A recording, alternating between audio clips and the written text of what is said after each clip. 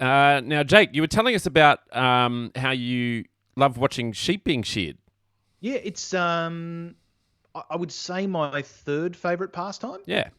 Um, yeah, it was amazing. Yeah, as a child, I used to sit up at night and watch TV, just exclusive, like it was just exclusively 24 hours of sheep shearing. It was Yeah. called the Sheep Shearing Channel. Yeah, it's a good one. Yeah. Yeah. It's a good channel. Look, Yeah. I've seen a sheep being sheared once, Yeah. and from my perspective, it was a terrible experience for the sheep. Yeah.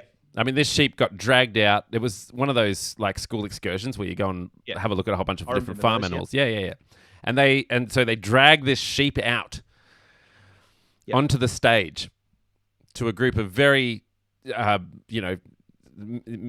group of children with mixed feelings about the whole situation. And Yeah. then they Love their rack of lambs. Love their cutlets. Not so sure about the fear in the sheep's face. And yeah, that's exactly right. I think at first they think the sheep is fake because of the way that they're just sort of dragging this sheep out. Yeah, and they look like a giant ball of fluff as well.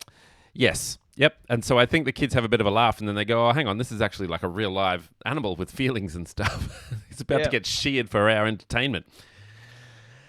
So anyway, I felt very sorry for the sheep. Very sorry for the sheep. All right. Well, anyway, everyone, welcome to The Pouch. We've got, this is a live recording of episode 38 of our little podcast. And I'm Greg Savage. And to my left or right, depending on what settings I've got on today, is my lovely friend, Jake Farr-wharton. How are you this morning, Jake? I'm great. I realized that waving does nothing for the audio-based audience.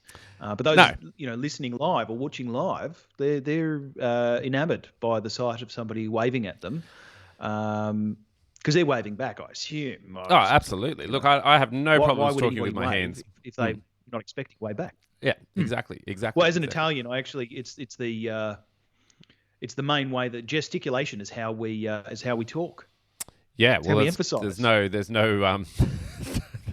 no inflection in that accent. Yeah. All right. That's enough verging on racist talk today. Now we've got so we're going to start our little podcast very shortly. Some of this doesn't make it onto the podcast. Some of it does. Yes. Who knows? It doesn't. It's a mystery.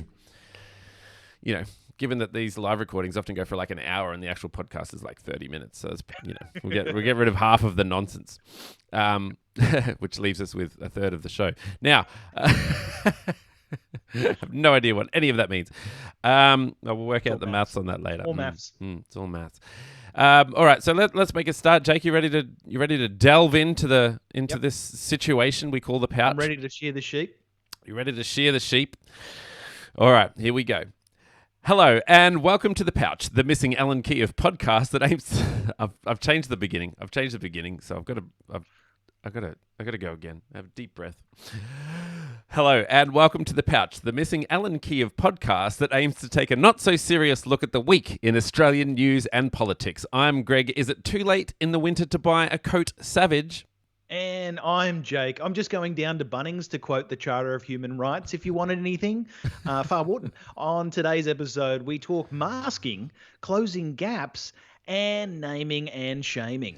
And Jake, while we are snug as a bug in this proverbial rug, I want to know, how do I deal with the mixed emotions about the houses on the New South Wales coast falling into the ocean? Oh, well, spoiler alert, you're going to love the cheap Airbnb rates. That was funny. I do. I have mixed emotions about it. I'm sort of like, well, you built a house on the ocean. And I'm sure it was fun while it lasted. Yeah. But now it's not lasting. No. And the ocean doesn't seem to care very much. No, no. It's, I mean, the ocean has been categorized as many things, but certainly it's never been categorized as holding a particularly high amount of emotional intelligence No. or empathy for those living along its coastline. But yeah, it is one of those things that, other states, other areas, other councils Yeah. have taken huge efforts to, for example, drop large amounts of, big rocks, geofab and etc., to reduce the impact. Hmm. There are other councils that are doing sand dredging in order to rebuild the beach. Yeah. There are others still that are putting in, massive retaining walls, etc. There are many, many engineering ways to address that. It's just a matter of, probably A, willingness, B, funding to back up that willingness, Yeah. and C, inclination. Nobody likes people who live on the beach. They're too smug. Every single one. I mean, maybe. What's the name of the guy who plays Thor? Chris Hemsworth. He lives on the beach. Yeah. I reckon he's, not. He's the only one that's not smug that lives on the beach. Well, I like people who live on the beach when I can stay in their houses. Yeah. Okay. That's the Then look, I really like them. You've hit Well, the not the nail on houses head. that are falling into the ocean, obviously, Just the but Yeah. I like the ones like one street back from the inevitable erosion. Yeah, exactly. From the sinkholes. I like it. Look, it's not that I want their houses to fall into the ocean, and I think the people that I saw interviewed on the TV were pretty casual about it, considering their houses were literally falling into the ocean. But it sort of comes with the territory, I guess. They do have some solutions, like you said. Anyway, that's what's happening on the East Coast. Let's talk about what's happening in the rest of Australia, Jake. Yeah, let's talk about the southern coast. That's right. Let's talk about the other coast that we've got. Okay, so all eyes this week were on Victoria. All eyes were on the Victoria. We had that enormously peak day of 723. Now, I think the 723 came as a bit of a shock, mainly for people who understand numbers, but also also because there was a bit of a build-up around the fact that the 520, I think the day before, somewhere around that number, supposed to be the peak. Exactly, that was meant to be the peak. People were like, okay, that's a lot of numbers, but from now on it's going to go down. And it didn't go down. And then it did the exact opposite. Now, look, at least we haven't gone above that 723. That's really great. Well, I think a lot of the Victorian and national health authorities and leaders are very reluctant to say, this is the largest number that you would expect, because last time they did that, they clearly jinxed it. Yeah. And it was clearly trumped the next day. Look, absolutely, jinx certainly comes into it. All 100%. Superstitions are on the table, Jake. Yeah, absolutely. Everybody's crossing their fingers and toes. Yeah. I blame this whole pandemic on black cats. And walking under ladders. Yeah. Now the guy in Wuhan smashed a mirror. It was all over from there. He forgot to chuck the salt over his shoulder at the same time. Now, exactly. Now, one of the superstitions, I suppose you could call it that, it's a more of a modern superstition, is the mask situation, and whether or not it's sort of become a little bit of a political football. It's not so much. I think in America it's a proper political football in the sense that the political parties are kind of like head to head about masks and all that sort of stuff. I think here the political football is not.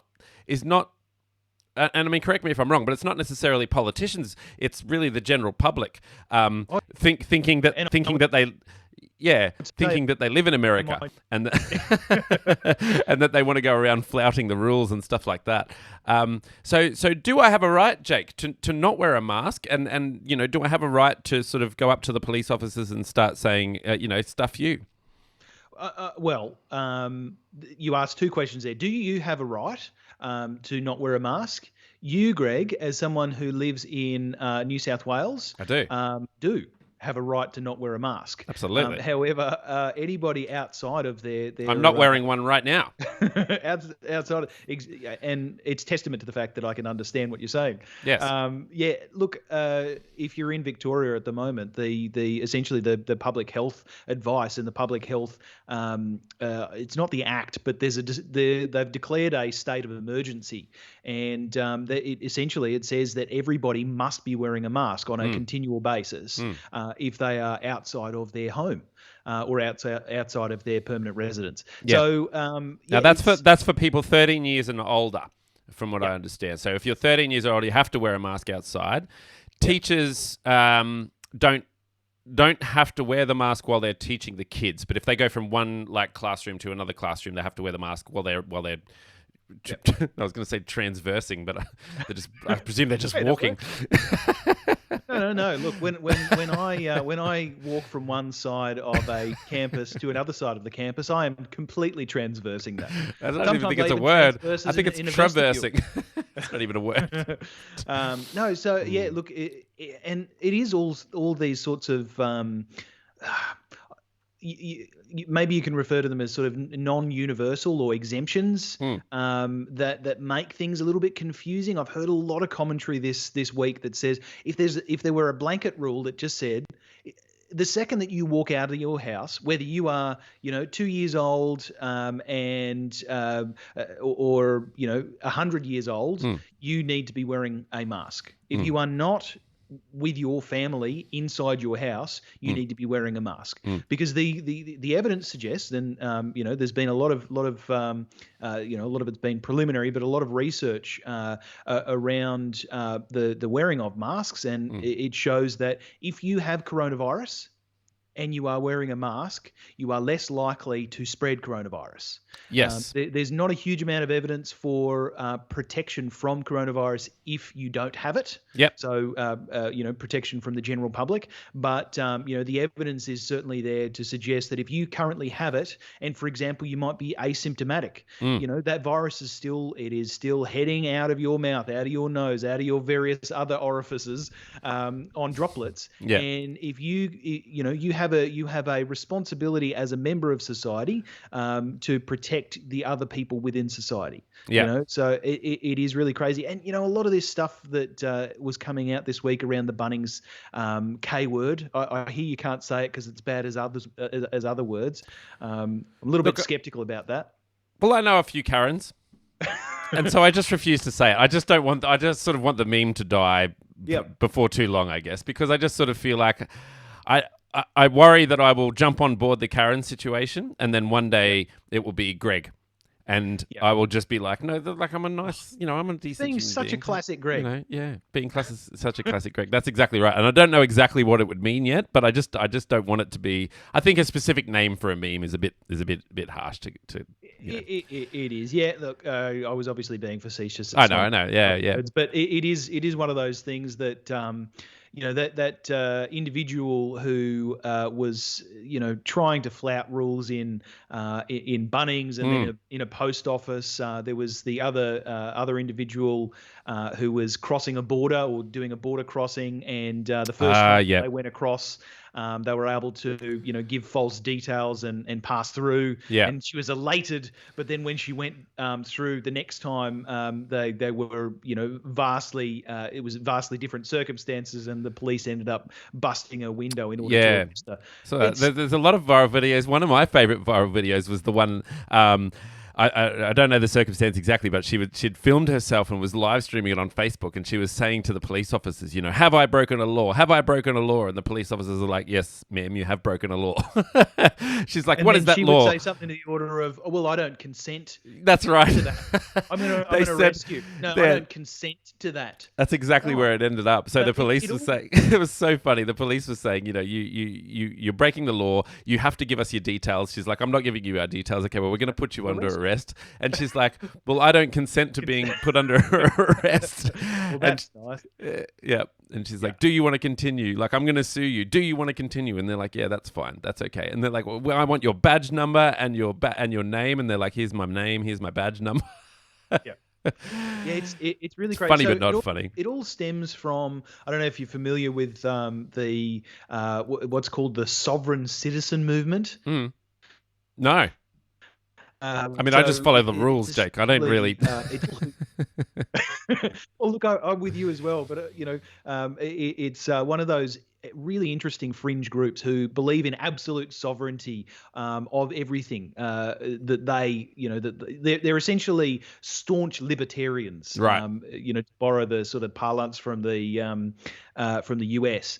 But essentially, they believe their property is their property, and they don't need to pay taxes because essentially, if they refuse to use the services that taxes provide, then therefore they should not need to pay those taxes. They're really, really interesting people. I'm using interesting in a particular way here, and look, it's evidenced by this group of individuals who have decided to live stream themselves getting arrested for being idiots, Yeah. or COVID-idiots, if you like. Yeah.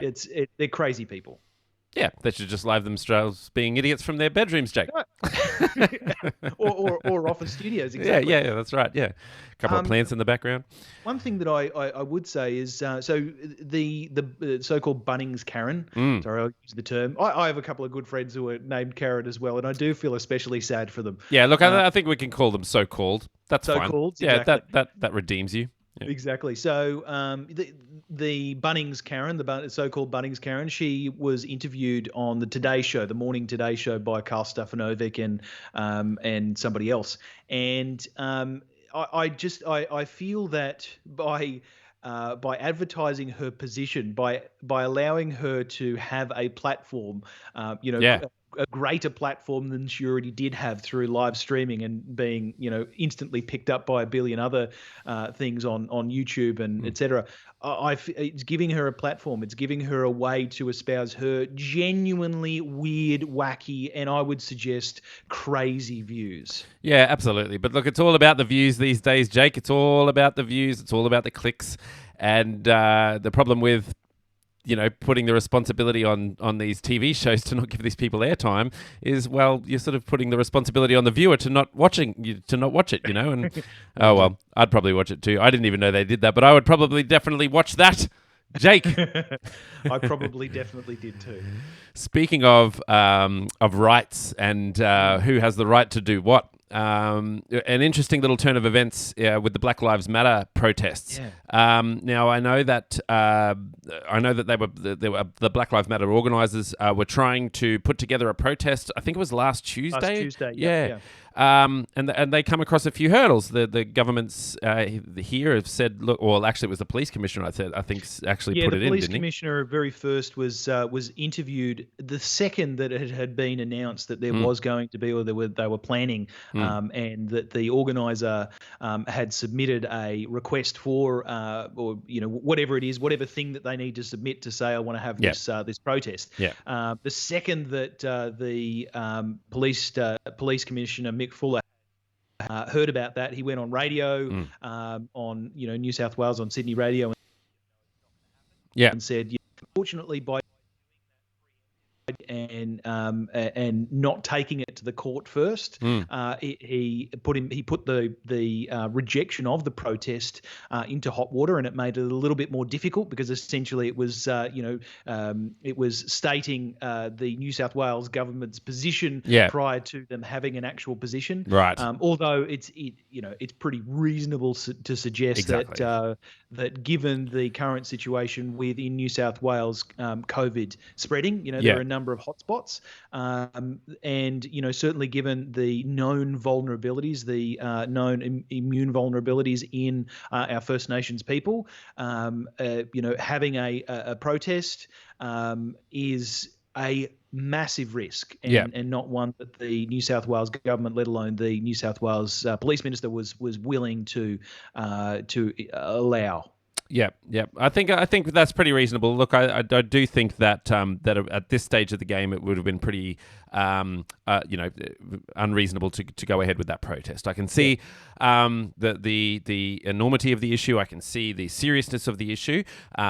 But in the sense that you could eventually, hurt other people and in the middle of a pandemic, it just seems tremendously irresponsible. But it really, really interesting discussion, because who has the right to do what, right? And in Australia, we've been very relaxed about all of that because we haven't had our rights taken away from us on this scale. Certainly not in my living memory anyway.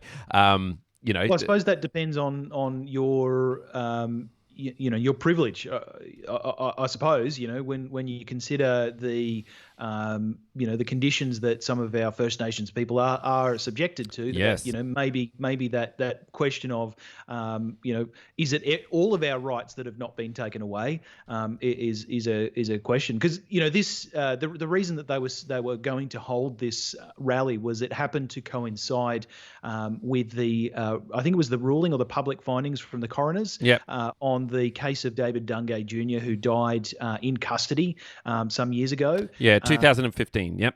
Yeah, so this was all coming back to the fact that these findings were about to be released, and given the essentially the closeness in how David Dungay Jr. died, and how is it George Floyd who died in the United States? Yep. The similarity in how they died, essentially pressure being put on them, unable to breathe for enough time, essentially to kill them. Yeah, it's under similar circumstances. Exactly. Mr. Dungay was also screaming repeatedly, "I can't breathe, I can't breathe." Interesting point, Jake, about the fact that it depends on your interpretation of rights, right, and when they were taken away, and who has the freedom to do what anyway. So, absolutely. So look, the protest didn't go ahead. What happened with it? Did some people rock up? So it was ruled ineligible. Yep. It was ruled illegal. 50 people did turn up on Tuesday to the protest, and they were very quick. They were met with a very large police presence. Yeah. And I think there was a number of people arrested, and it broke up and disbanded very quickly. All right. So people did get arrested at this one. Okay. Yeah. That's huge. They absolutely did, because it was ruled. It was ruled invalid, so it was not a legal thing to do. I mean, it was in breach of the Public Health Act. It was, and it's just, the thing is, it's such a not smart thing to do at this particular time. Yeah, it's such an important thing, but it's also, there has to be another way. There has to be another way, or it has to be postponed for some time. Because while these are incredibly important things to ensure are, in the consciousness of the Australian people, it's not the right time. All that's going to happen is we're going to spread the disease that we know is really great at spreading. Absolutely. And you know what? If anyone wants to get in contact with us about that, if you have a different view to what we're expressing here, you can do so by reaching out to the Pouch the Podcast at gmail.com, or leave us a comment wherever, on Instagram or something. I get a notification or for on all the that stuff. Stream. Yeah, on the live stream. Leave a comment about that in the live stream, and we discuss it live. Yeah. It's exciting. I think the one thing that the protesters probably had going for them in terms of public sentiment was that the numbers in New South Wales weren't too huge. So it wasn't like, I think we've been hovering around that sort of 17, 20 mark for a little while now, about the last week or so. So the fact that we weren't going up into the 50s or the 60s at this particular time, they probably had that going for them, and probably had a bit of an argument about the fact that they would, they're going to be socially responsible. I know that they were saying things like, why should the rugby league be able to go ahead, and no one's socially distancing there? Look at all the clubs in New South Wales that were open, and no one was socially distancing there and getting fined, yet we can't have a protest where we're going to encourage people and make sure we have lots of things in place to be socially distancing. Why, if that's the one thing that constitutes a public gathering, why can't we do that now? So they do probably have some, I guess, larger argument there. But luckily for them, those numbers were pretty low. No, exactly, and all of the protesters that I've read about thus far have applied, reasonable social distancing and reasonable precautions against the spread of COVID. But the thing is, it is such a huge risk. And while numbers are low today, all it takes is one of those infected to be in the crowd to cough, and it could conceivably spread amongst that group of protesters. So yeah, look, I agree that it's incredibly important. I feel it's such an incredible risk that needs to either be managed better, or another solution needs to be come up. They need to come up with a different way of showing solidarity, of protesting, etc. Yeah, now this this is interesting, Jake, because it comes off the back of a big announcement this week from the government. A masterful segue, dear sir. Well, look, all these stories happen to be connected this week, so it makes it pretty easy. It's not like we've gone from Black Lives Matter to Clive Palmer or something. So yeah. Speaking of, no, I'm just kidding. Well, what happens there is I end up having to think about what the segue is going to be while we're talking, and I like to be able to listen to you as well, so that makes the conversation flow a bit better too. Yeah, so that's quite good. Look, it comes off the back this week, and obviously the timing for this is quite positive. And I haven't had a chance to read it all, Jake. I'd love to be able to sit down and read it, because I know that this is. Let's get to the chase of what we're actually talking about here. The government announced 16 new targets for closing the gap. Like, is this like a refreshed closing the gap? No, it's essentially it's cancelling the original closing the gap. Look, cancel culture's gone too far, Greg. No, it's essentially abolishing the existing closing the gap measures and targets, and replacing them with 16 new targets. Right. And I suppose the way that this differs from previous, from the Closing the Gap initiative, the way that it differs is essentially these ones were developed through ridiculous amounts of consultation amongst the Council of Australian Governments, the COAG, the National Indigenous Reform Agreement. There's Indigenous Elders organisation called the Coalition of Peaks, which is the coalition of Aboriginal and Torres Strait Islander peak organisations. Okay. So it was developed through extensive consultation with these groups in order to essentially enable shared decision making, build community controlled sector, essentially giving power back to Indigenous organisations as well as the Indigenous people in general to control both the targets and the mechanisms. To improve mainstream institutions that do this type of work, to develop and enable appropriate data gathering from Aboriginal and Torres Strait Islanders, and essentially to improve the socioeconomic outcomes overall. Okay, so it was a pretty, broadly speaking, pretty good approach. The Prime Minister said, what the Rudd government did, with the original closing the gap targets was, it was a very noble cause, and it was a very noble approach, and certainly a novel approach, but it was the wrong approach, where essentially the government set those targets, whereas the way that these targets have been developed, and, it's one of those things, targets are targets, who develops them is probably important in this case, but the Prime Minister basically said the way that we've gone about this is the right way, essentially, in that we haven't dictated them.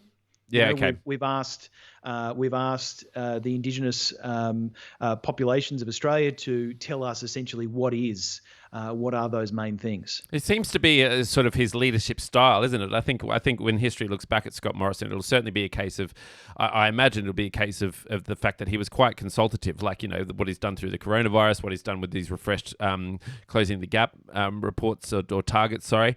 It's all been very, consultative, hasn't it?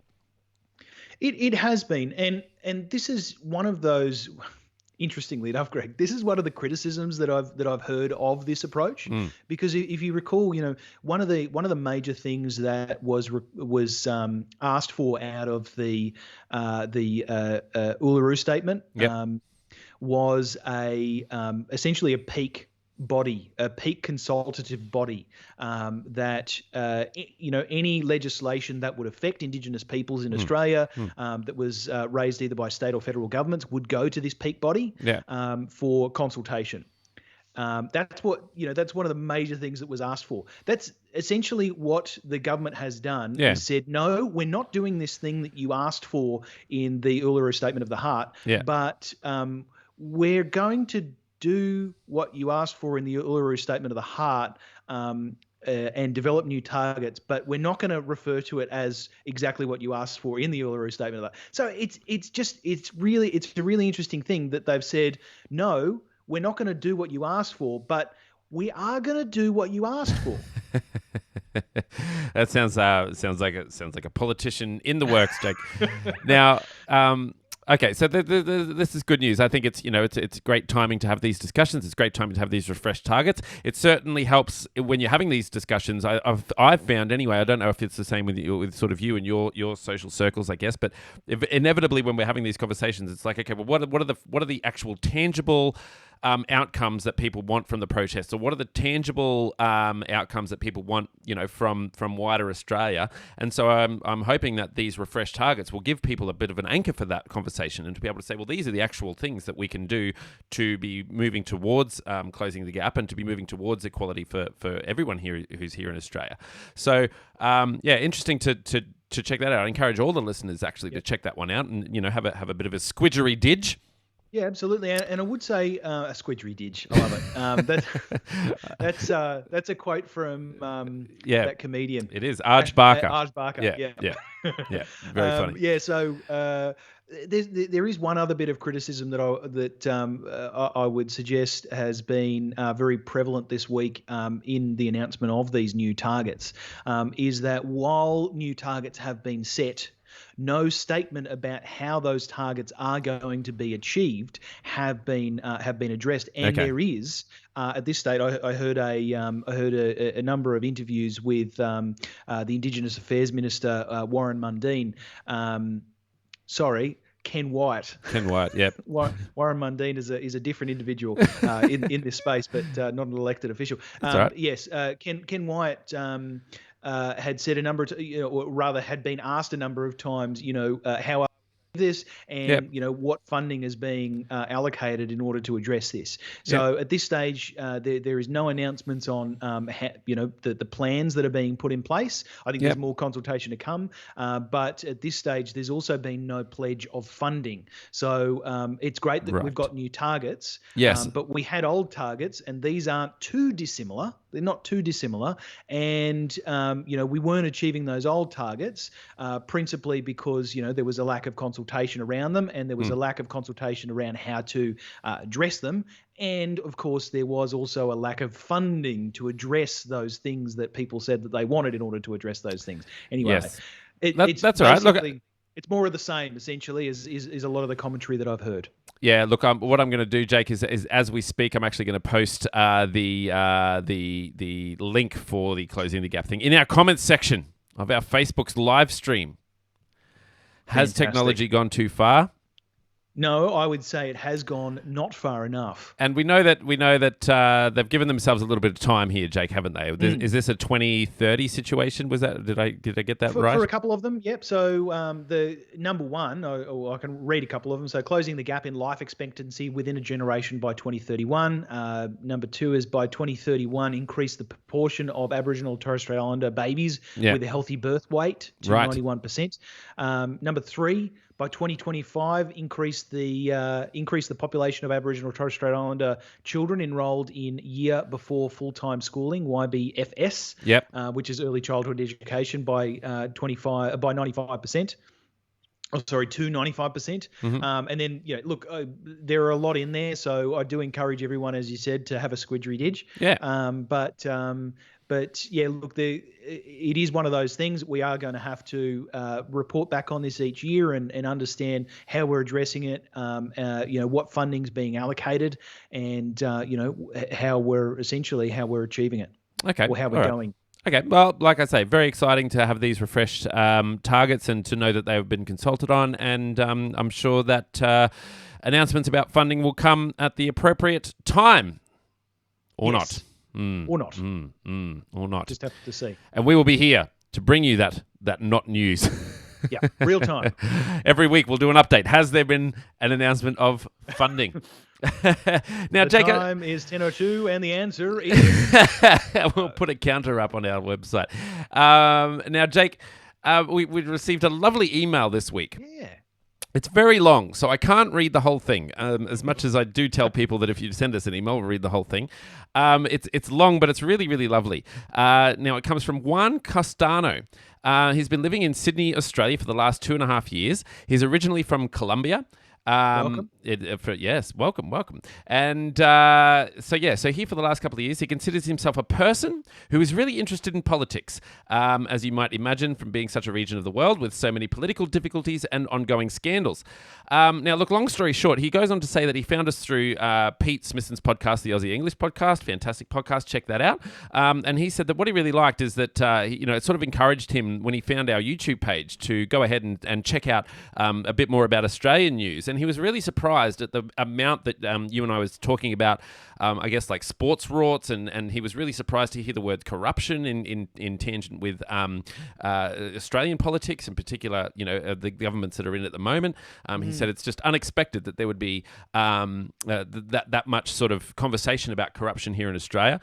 I guess pretty low-level corruption, considering what happens in the rest of the world. But definitely. Still. Well, certainly, it's a little bit different when compared with Colombia. Yeah. That's really interesting. And he also said that he didn't realise how much sort of injustice happened here in Australia as well. So I guess those conversations that you and I are having about Indigenous Australians in particular, and sort of the gap between wealthy and not wealthy individuals here in Australia.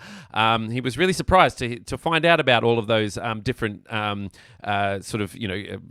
spreads, I suppose, like the spectrum of people who are here in Australia. And just, I guess the image that people have overseas is that everything's fine and dandy and that there's no corruption and that we just, have barbecues every weekend and relax. And I suppose that's... Well, we do that too. Exactly. A lot of people do that, but that's not really an option for a lot of people as well. No. So really, really interesting. And I think that really highlighted, why you and I have these discussions, Jake. We don't claim to be experts. We really just sort of claim that we're just having a conversation at the end of the week about what's been going on in our country. So the fact that people are really, taking on board, opening that discussion to a wider audience, it feels really good as well.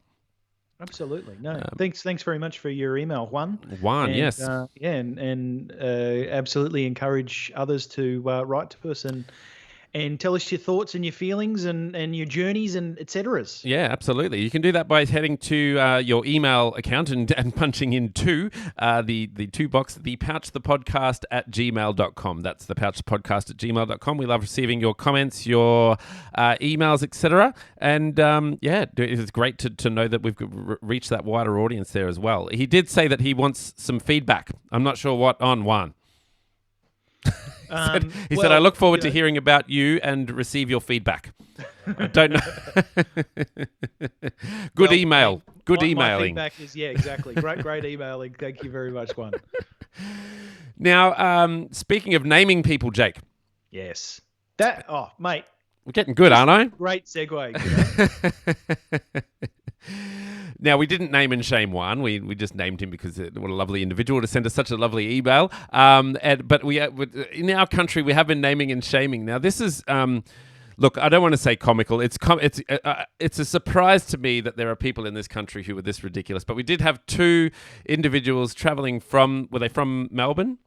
No, they were Queensland individuals. Right. Who went to New South Wales and Melbourne. Yeah. And partied while in Melbourne. Yeah. There seems to have been some potential or alleged criminal activity while also in Melbourne, in addition to the partying, which was at that particular time not allowed. Yep. And then headed back via plane through Sydney to Queensland. Yep. And they lied on their documentation when they came into Brisbane, in order to essentially obfuscate and in order to, particularly obfuscate from their requirement to quarantine. And as a consequence, they broke quarantine while they, it turns out, had COVID. One of them was a school cleaner and went to a particular private school, which has had to have been shut down following the the positive result for COVID, and as a consequence, essentially of both their pretty reprehensible behaviour in terms of going to a hotspot and then coming back only to spread the virus. They are they are our Typhoid Annie. They are or Typhoid Mary. I can't recall which. They are our disease. It's a historical reference. Is it? Okay. But yeah, oh, look, jeez. I'm going to put that down in my book. Hang on. Typhoid Mary. Typhoid Mary. Typhoid Mary sounds right. It sounds like something I've heard before. Is that? Let me put it this way. Typhoid Jeff sounds wrong. Yeah, it was definitely a woman, is what I'm hearing you say. Okay. We'll narrow it down. Yeah. So look, these individuals, they essentially they spread the virus, and they were also not cooperating. So when it did turn out that they were both COVID positive, and the authorities found out exactly how they had contracted COVID in order to spread it, they were not cooperating with the police or health authorities in order to assist with contact tracing, which compounded essentially the way the sentiment of how Queenslanders were thinking of it. And as a consequence, the Courier Mail, along with a number of different other publications, as well as radio and on Facebook and various other means, they published both their names and their photos and their histories and various other things about them. One of them's 19, the other one's 21. I think there was a third person implicated as well. I think around that sort of 19 to 23 age group. Right. And they've all been, again, publicly named and shamed. The Courier Mail, Brisbane or Queensland's, largest newspaper publication, the Murdoch Press, News Inc., News Incorporated, or News Limited rather, publication, said, referred to them as public enemy number one, and they were just being vilified everywhere in the media. But I suppose, Queensland, as a consequence, then had to have a conversation with themselves. Which is really around everyone acknowledges what they did was stupid. Absolutely everybody, probably they even do acknowledge, well, I don't want to put words in their mouth, and they certainly have been helpful, but, everyone acknowledges how stupid what they did was. But the question is, should they or should their names and faces be plastered everywhere? Considering a number of factors, first of all, they're pretty young, and it may result in an inability to or a reduced capacity to get a job into the future. Is it also going to impact on, so it has all of these sorts of implications, as well as, just being publicly vilified by everybody in Queensland. Would put an enormous amount of stress and pressure on these individuals, and it could, if you name and shame them too. I suppose when we first started this conversation, I was like, yeah, of course we name and shame them, right? Like we have an age of being an adult here in Australia. It's 18, and these people were over that age, and so we should treat them like they're adults and that they're capable of dealing with the consequences of their decisions. But I suppose these days, you name and shame these individuals, the chances are very high that they will get a lot of threats against their lives. That will certainly soak up a lot of resources as well. Like they'll have to get some sort of protection for themselves. About that, and I imagine that would probably, I don't know whether it would be state paid or not, given their circumstances. But it's a pretty full on situation. I certainly wouldn't like to be in their shoes at the moment, with people knowing their names and sort of probably where they're from and all that sort of stuff. It's really not a good look. So I don't know. It depends on the resources, and it depends on the amount of energy that people are going to expel on getting vengeance, in this current climate. I don't know. Certainly, our resources and energy and conversation could be put to better use. These people are obviously the anomaly. I mean, these people are obviously, they just made some really not very bright decisions in a very short amount of time, and put a lot of lives at risk. My question, Jake, is why did they get tested? Why would you go through that whole scenario? And I mean, apparently they were even there's an accusation that they were coached through how to cover their steps up in their adventures. Why would you then go and get tested? Well, I think one of them was quite ill. and ended up going to a doctor's surgery twice. The second time they were tested and came out positive. So I think I think as much as they tried to avoid it, hide it, it turns out that they potentially couldn't hide the symptoms of their sickness. It's such an interesting thing because one element of this is that there was a racial element. There was a lot of the commentary, people spreading things on social media, etc. A lot of the comments on there were highly racialized. A lot of the comments on the newspaper sites that were talking about this story were highly racialized as well. I heard an interview from her, one of the girl's brothers, who accused the interviewer of being racist, and a lot of the commenters of being racist. I don't know, and I don't necessarily want to buy into that. But one of the things that I suppose I go to is the fact that we're having a trial by public is not the greatest thing. Like we all hope for, and we all, I suppose, put our trust and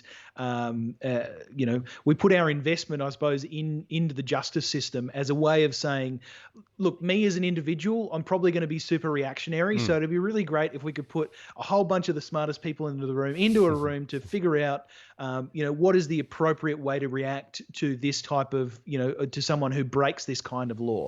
And then, you guys take that away and you do that thing to people who break that law.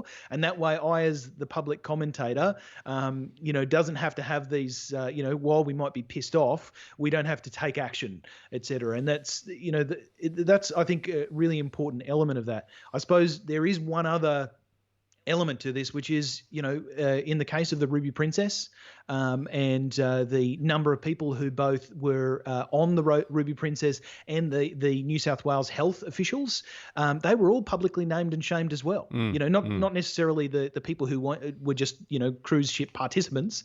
They went home, and many of them unfortunately died as well.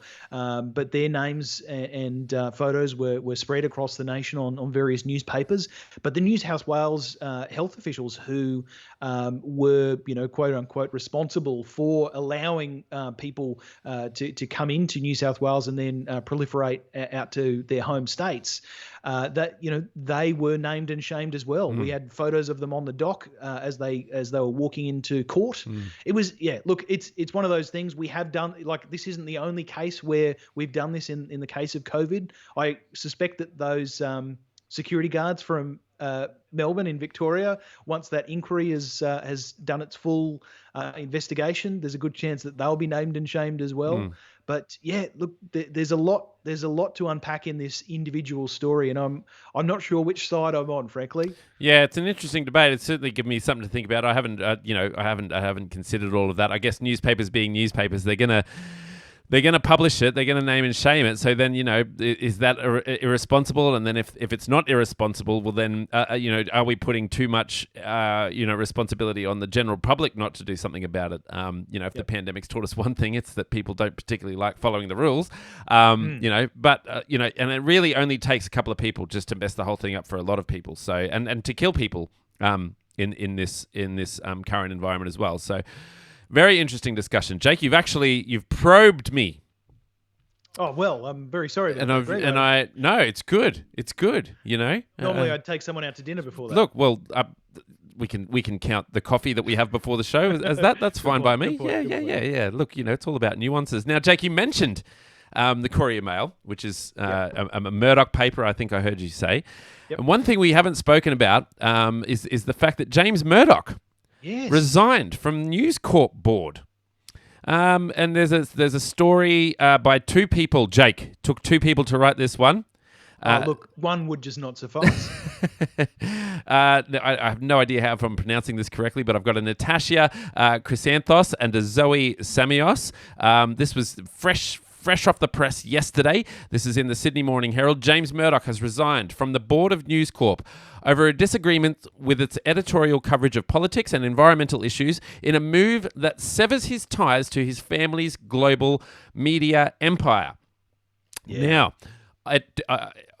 I was surprised that the actual reason that he resigned was not until the very last paragraph. But it does say that apparently it was about the way that the Murdoch press cover global warming. That he's actually very understanding of the science and the fact that global warming is a fact and not really up for debate. And he's taken that stance. He came out. Him and his wife came out. I think it was late last year, essentially, and said, the way that you guys are covering global warming issues, this is, I think it was in response to the fires. The way that the Murdoch papers, the various Murdoch papers, News Limited, News Inc., are, Sky News and the various Fox News, etc. The way that it is being covered, global warming, the way that climate change is being covered is socially irresponsible. Essentially, was their thoughts and feelings. So the fact that they've essentially put their money where their mouth is and resigned from the board means that the board has one fewer person who is empathetic towards science. Well, that's a good point. But good on them. Yeah, well, that's a good point. I mean, obviously he was, sick of banging his head against a brick wall and decided to bail from the whole situation. I mean, look, the one thing that fascinates me about, I guess, our society, one thing that continues to fascinate me is when people work very, very hard, even though they don't need the money anymore. I suppose one extreme of that is like a Brad Pitt or something. Like, he just doesn't need the money, yet he still makes these phenomenal movies, right? He keeps working, and I guess, James Murdoch, I imagine, would be one of those people. He doesn't need more money. I imagine he's got quite a significant amount of money. I imagine he's got a brilliant trust. And so he's still, apart from the fact that he's been on boards for probably a good portion of his adult life. Yeah, so they still work, right? So they still work very, very hard at what they're doing. I guess my point is not that I don't think anyone should do anything for money. Obviously we don't do this podcast for money, Jake. I mean, the thousands. No, we do it for the love. Yeah, the thousands of dollars we get every week is a bonus, right? Yeah, it's absolutely. Yeah, absolutely. Especially from the Murdoch press, big sponsors of the show. Now, but I suppose the point is, like, well, what about actual work? Like, getting up, putting on your suit and tie, and going to work, and being on the board of directors, and being on doing all this sort of, he's not traveling the world taking photos. Is my point, I guess. Like, he's actually really working hard. Being an executive on a board. I mean, I can't speak from first-hand experience, but I've certainly seen the inner workings of boards, and I hope to one day sit on as an executive on several boards. Well, we can create a board, Jake. Yeah, absolutely. I can create a podcast board, that Pouch the podcast board. Absolutely, I love it. Editorial board. Yeah. No, it is absolutely hard work, particularly for a multinational organisation like that one, in that they're dealing with a number of things, editorial standards. They're dealing with tax revenue in the various different countries that they're running in. They're dealing with workforces, diminishing revenue. It's like they're massive decisions, and the decisions that are made in a board like that have implications on both the citizens of countries as much as they do on the workers within the organisations themselves. So yeah, look, they're very important seats, and that's sort of why I was obviously being a little bit sarcastic, but it's one of those things. If you've got only one person on a board that is the lone dissenting individual, and that person decides to walk away in protest, I totally get what they're doing. But the other side of that is that you now have one less person who is that voice for reason on that board. Yeah, and that's kind of freaking unfortunate. Yeah, that's a really good point, and not something that I thought about. I actually thought, well, good on him for sticking up for what he believes in and that sort of thing. Apparently, he gets $1 billion from their merger with who was it? With Disney, I think. Yeah. So he's getting a whole bunch of money. He does $1 billion from the Walt Disney acquisition of 21st Century Fox, which was completed last year. And the very last sentence in this article says he continues to hold shares in News Corp. So, of course he does. Moral up to a point. Now, like you say, though, why not be the voice of reason every now and again? Jake. Yeah, Greg. Speaking of being the voice of reason. That's you, not me. Today I'm the voice of dissent. Look, thank you so much for chatting with me today. We did get one comment here from Rachel May who said, "Sorry to be a bore, but do we know the actual rules for guest houses in New South Wales? Like, what are the actual rules for guests in New South Wales?" I'm going to argue that I don't know because whatever it is, I never have that many people over at my house anyway. So, I mean, by default, we have 5 in my family, so I don't know. And then guests on top of that, I don't know. I don't know. I think New South Wales is in stage 3 of the government, the federal government's lockdown thingo. So you might be able to have a certain number of people in addition to the number of people who currently live at the house that are able to visit and or stay. All right. It might be like 2 or 3. Here we go. I've found it, Jake. I think I've got it. It's got a link anyway. It's got how many people can visit.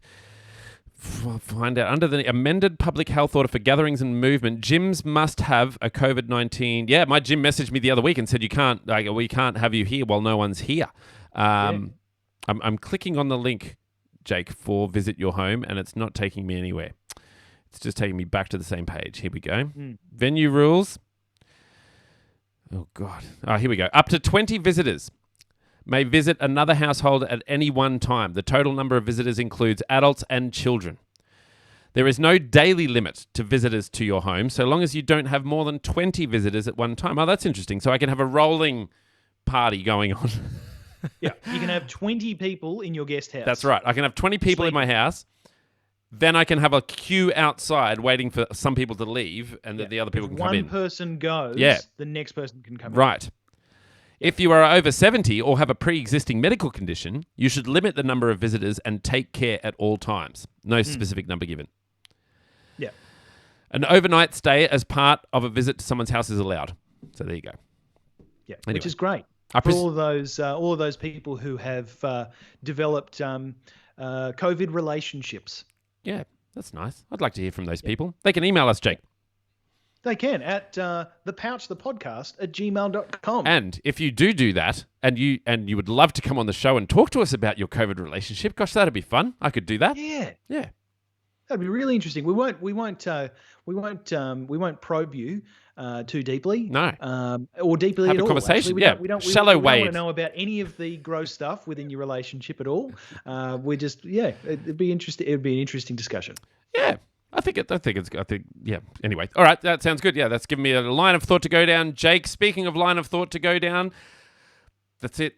That's the tunnel, Jake. That's the tunnel of the show. The light at the end of the tunnel is this show. Thank you so much for chatting with me today. I know that you've had a big week. I've had a big week. It's our first show with me having the NBN, which is very exciting. Thank you, it's Mr. also our Ombudsman. First show with you wearing a white skivvy. It might be, yeah. It's not a skivvy, Jake. Come on. It's a jumper. It's just a jumper. Cardigan. Yeah.